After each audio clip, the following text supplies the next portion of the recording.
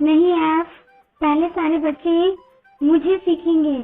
नहीं ई, पहले सारे बच्चे मुझे सीखेंगे। नहीं एफ, पहले सारे बच्चे मुझे सीखेंगे। यहाँ देखो बच्चों, ई और एफ दोनों एक दूसरे से झगड़ा कर रहे हैं। तो बच्चों आप ही बताओ कि आप पहले किसको सीखोगे, ई को या फिर एफ को? आपने लास्ट क्लास डी साउंड सीखा था, तो अभी बताओ आप पहले कौन से साउंड को सीखोगे? साउंड ई। ओके, तो एफ, अभी हम पहले ई साउंड को सीखेंगे क्योंकि हमारा ई जो है वो डी साउंड के बाद आता है। तो पहले हम ई को सीखेंगे और उसके बाद आपको सीखेंगे। तो तब तक आप आराम से यहाँ बैठो। तो चलिए बच्चों, पहले हम ई साउंड को समझते हैं। यहाँ देखो, ई साउंड में आपको हिंदी के कौन से वर्ण लिखे दिखाई दे रहे हैं? ई और ए। तो बच्चों ई के यहाँ आपको दो साउंड दिख रहे हैं, एक ई और एक ए। चलिए इसे हम एग्जाम्पल से समझते हैं। फॉर एग्जाम्पल मैं यहाँ ईयर लिखती हूँ।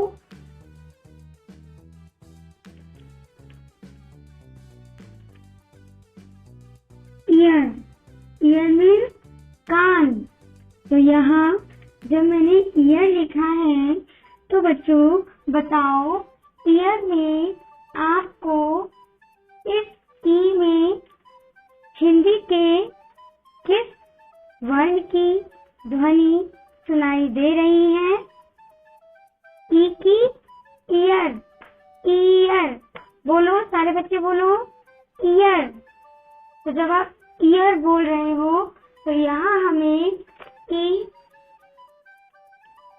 सुनाई दे रहा है।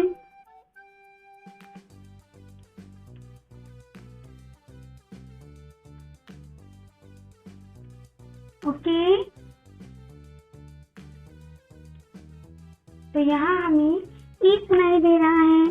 तो इससे आपको पता चला कि हमारा ई का फोनिक साउंड ई कैसे है। अभी हम ई के ए फोनिक साउंड को समझने के लिए यहाँ पर ऐड लिखते हैं।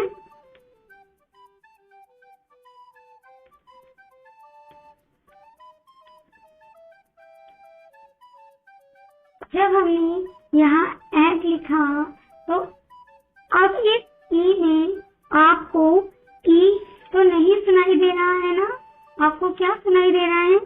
एग, एग, ए।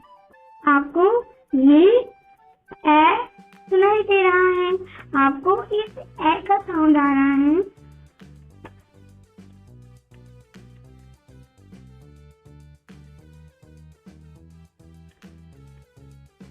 आप देखो इस ए को दो तरीके से लिख सकते हो बच्चों। एक तरीका तो देखो आपका इस तरह से है, ऐसे र बनाओ और फिर इसको इस तरह से लिख दो। और जो आपका सेकंड वे जो है, जो दूसरा तरीका है लिखने का, वो इस तरह से है। आप इसे इस तरह से भी लिख सकते हो।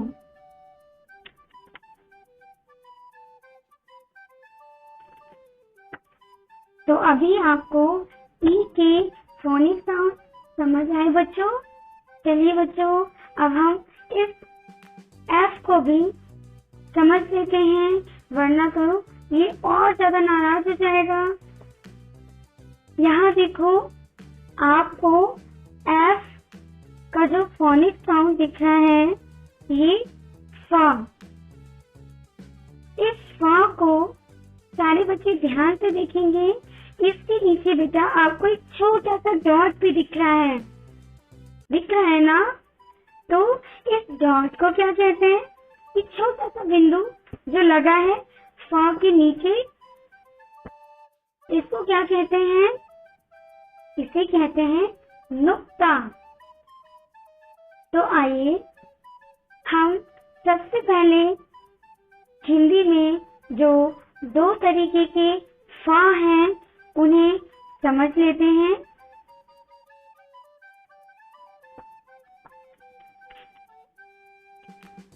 देखो बच्चों, मैं यहाँ पर आपको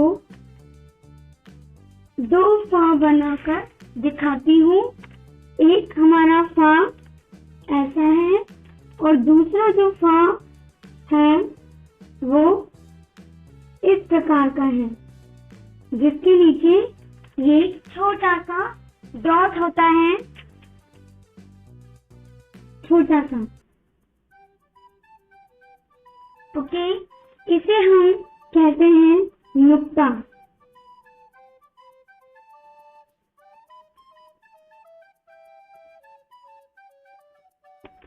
ओके, अभी देखो ये दोनों ही फा को लिखने का जो ढंग है वो अलग है, अलग बस इस एक बिंदु से हो रहा है। जब ये दोनों अलग अलग ढंग में लिखे हैं तो इनका जो बोलने का ढंग है, इनको बोलने का ढंग यानी इनका जो उच्चारण का तरीका है, उच्चारण हिंदी में हम कहते हैं उच्चारण और इंग्लिश में हम इसे बोलते हैं प्रोनाउंसिएशन। ओके, तो इनको हिंदी में बोलने का जो ढंग है हमारा वो भी अलग है। तो आइए पहले हम इसको बोलना सीखते हैं। जब आपका इस तरह से फा लिखा हुआ है तो आप इसे इस प्रकार से बोलोगे, हा, जैसे हल, हल, हल। तो जब आप हा बोल रहे हो तो आपके ये दोनों लिप्स एक दूसरे से टच हो रहे हैं। हल बोलकर देखेंगे सारे बच्चे, हा, हल, दोनों ओंठ एक दूसरे से टच हो रहे हैं। तो अभी हम जब इसको पढ़ेंगे तो देखो कैसे पढ़ेंगे, फा, फा। तो जब हम इसको पढ़ रहे हैं, इसका उच्चारण कर रहे हैं, तो हमारे ऊपर की ये जो टीथ हैं, ऊपर के टीथ और नीचे का ये हमारा लिप, ऊपर के टीथ और नीचे के लिप एक दूसरे से टच करते हैं। ओके, और इसमें हमारे दोनों टीथ टच कर, दोनों लिप टच कर रहे थे और इसमें हमारे ऊपर के टीथ और नीचे के लिप टच करते हैं। ओके, तो दोनों के उच्चारण में अंतर है। तो अभी हमारे पास ये दो फा हैं। अब इन दोनों में से इंग्लिश में हम कौन सी फा का इस्तेमाल करेंगे? हम इस फा का इस्तेमाल करेंगे। ओके, हम इंग्लिश में इस फा का यूज करते हैं और इसे हम हा नहीं फ रीड करते हैं। Now all students read this word, father, son, fun, fox. तो बच्चों, जब हम इन वर्ड्स को रीड कर रहे हैं जिनमें हमारा एफ है, तो यहाँ हम एफ को प रीड करते हैं, हा नहीं। तो बच्चों इंग्लिश के एफ के लिए तो हम इस फ का यूज करते हैं और इस फ का यूज हम उर्दू के जो शब्द होते हैं उनके लिए करते हैं। So students, in our today's class, we have understood phonetic sound of E and F. तो हमने E और F के phonic sound को समझ लिया और नेक्स्ट जो हमारी क्लास होगी उसमें हम हमारे G साउंड को जानेंगे। बाय बच्चों।